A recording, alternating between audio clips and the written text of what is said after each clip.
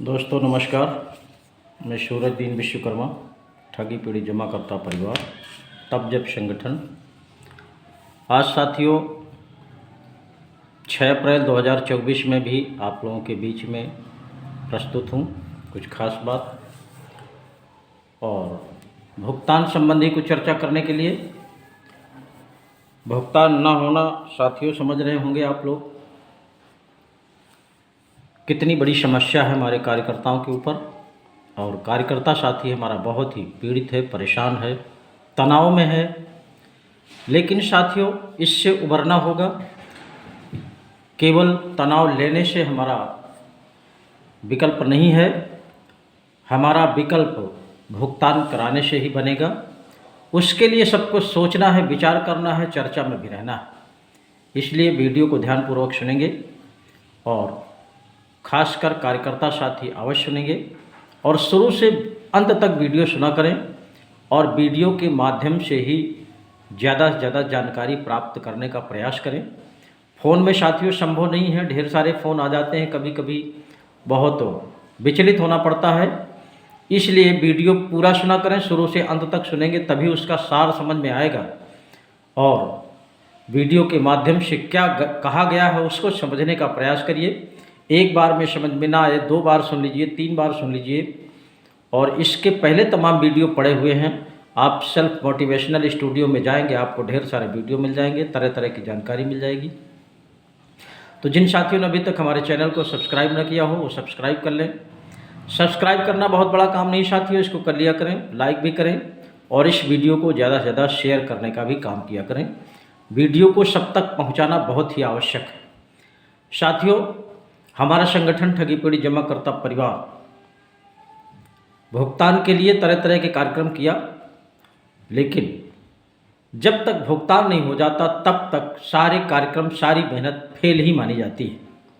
लेकिन संघर्ष में रहना बहुत ही आवश्यक है, चर्चा में रहना बहुत आवश्यक है और इस समय जो लोकसभा चुनाव चल रहा है इसमें रहना बहुत ही आवश्यक है।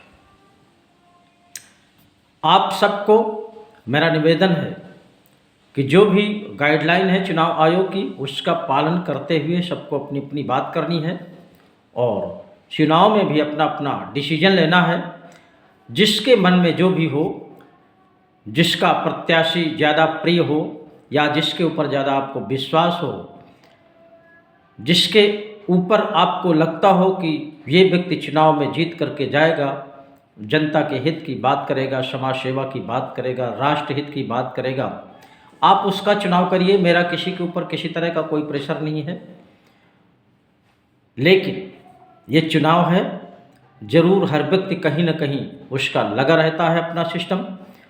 लेकिन इस सिस्टम के पीछे मैंने कल के भी वीडियो में बताया था कि लगाव रखिए, लेकिन जिसमें आप तनाव में हैं उस तनाव के प्रति भी अपनी चर्चा उस प्रत्याशी से ज़रूर करिए।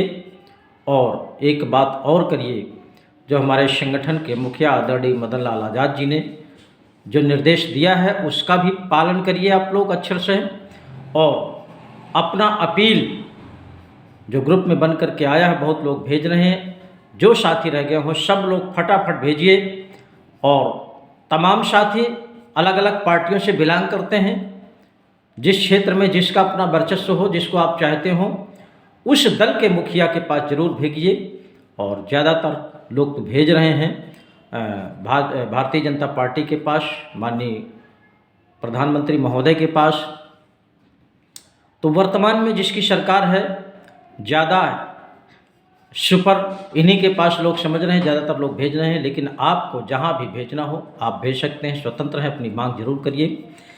और ये बात चर्चा में रहना बहुत ही आवश्यक है। प्रतिदिन भुगतान के प्रति वीडियो के माध्यम से, पेपर के माध्यम से, न्यूज़ के माध्यम से, सोशल मीडिया के माध्यम से, जितने भी जंत्र मंत्र तंत्र हैं उन सब के माध्यम से पूरे देश के कोने कोने से प्रतिदिन चर्चा होनी चाहिए, ताकि ये चर्चा का विषय बने। और चर्चा का विषय बन करके हम लोगों ने जो एक विकल्प सोच रखा है, बहुत बड़े आंदोलन की आवश्यकता है। चुनाव के बाद डेट डिसाइड की जाएगी और अगर इस चुनाव में जो पार्टियां अपना अपना घोषणा पत्र या संकल्प पत्र, इनको भी हमको देखने को मिल जाएगा। कौन सी पार्टी हमारे इस भुगतान के प्रति अपने घोषणा पत्र में रखती है, संकल्प पत्र में रखती है, ये भी तब तक हमको परीक्षण करने को मिल जाएगा। और किस तरह से रखती हैं, विधि सम्मत रखते हैं कि केवल मौखिक ऐसे भाषण देते हैं या क्या लिख करके देते हैं, ये भी हमको देखने को मिल जाएगा। उसके बाद हम लोग सुनिश्चित करेंगे इस आंदोलन को, और आंदोलन के बगैर अब मुझे लगता है भुगतान होने वाला नहीं है। और तमाम ऐसी पार्टियां हैं, राजनीतिक दल जितने भी हैं, कोई भी दल का व्यक्ति भुगतान के प्रति एक शब्द बोलने को तैयार नहीं है।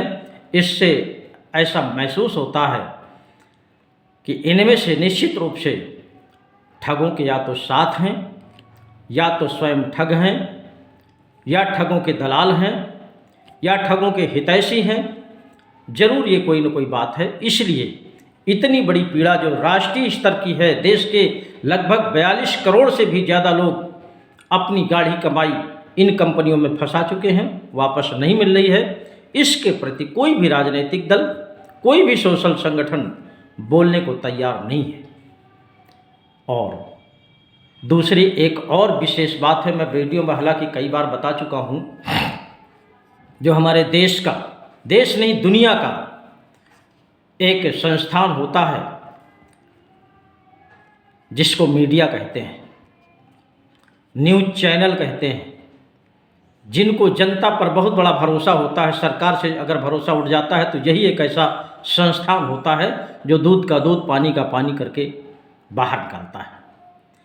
वो चैनल भी, वो मीडिया भी, वो पेपर वाले भी या तो दलालों से, ठगों से बहुत बड़ी मोटी रकम मिलती है, या तो पीड़ितों से इनको रकम नहीं मिल रही है, या तो सरकार के दबाव में है, या तो ठगों के चंगुल में है। निश्चित रूप से यहाँ भी संदिग्ध लग रहा है कि मीडिया के लोग भी, न्यूज़ चैनल के लोग भी इस समस्या को अपने चैनलों के माध्यम से उजागर नहीं करते। यही 2-3-4 बातें हो सकती हैं। या तो पीड़ितों की तरफ से इनको मोटी रकम मिले तो निकालेंगे, इसका इंतज़ार है, या तो ठगों के चंगुल में है, या तो ठगों से इनको भी मोटी रकम मिलती है कि इस समस्या को न दिखाइए, या तो सरकार के दबाव में है। यही कारण हो सकते हैं। नहीं तो पूरे देश में हो हल्ला हुआ, जिले जिले में प्रदर्शन हुए, तमाम पेपरबाजी हुआ, लेकिन किसी भी न्यूज़ चैनल ने इस समस्या को उजागर नहीं किया है। जरूर कोई न कोई रीजन है। दूसरा, हमारा जो एजेंट साथी है विभिन्न कंपनियों का, जो बेरोजगार था उस समय रोजगार देने का लालच देकर के तमाम कंपनियों ने, और वो कंपनियां जिनको सरकार ने पैदा किया था, सरकार ने रजिस्ट्रेशन करके मार्केट में भेजा था, और तमाम तरह का उनको सरकार की तरफ से परमिशन मिले थे, सरकार की मोहरें लगी हुई थी। इसलिए जनता को भरोसा हुआ और बेरोजगार होने के नाते वो लोग एजेंट बन करके अपनी जिम्मेदारी पर लोगों का पैसा जमा कराया। आज भुगतान ना होना सबसे बड़ी समस्या एजेंट के ऊपर है।